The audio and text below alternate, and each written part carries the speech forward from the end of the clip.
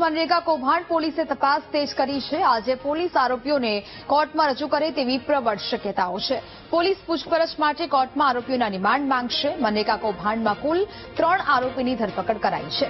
હીરા જોટવા અને દિગ્વિજય જોટવાની ધરપકડ કરવામાં આવી। આઉટસોર્સ કર્મચારી રાજેશ ટ્રેલરની પણ ધરપકડ કરાઈ છે। કૌભાંડમાં હજુ ઘણા મોટા માથાઓના નામ બહાર આવી શકે છે। કૌભાંડમાં મુખ્ય સૂત્રધાર હીરા જોટવાની પૂછપરછ કરવામાં આવશે।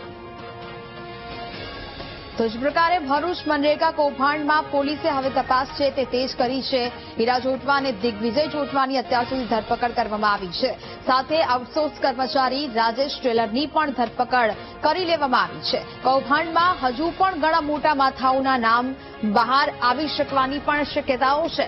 આ કૌભાંડમાં મુખ્ય સૂત્રધાર હીરા જોટવાની પૂછપરછ છે તે હાથ ધરવામાં આવશે। કૌભાંડમાં અત્યાર સુધી 3 આરોપીઓની ધરપકડ કરી લેવામાં આવી છે અને હજુ નવા નામ આ કૌભાંડમાં ખુલી શકે છે।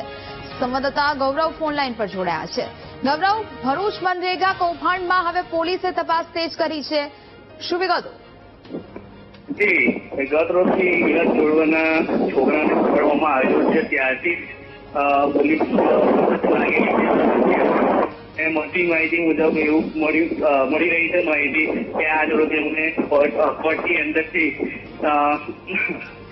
રિમાન્ડ મેળવવા માટે અરજી કરી શકે છે આજે પોલીસ દ્વારા। બિલકુલ, જાણકારી બદલ આભાર।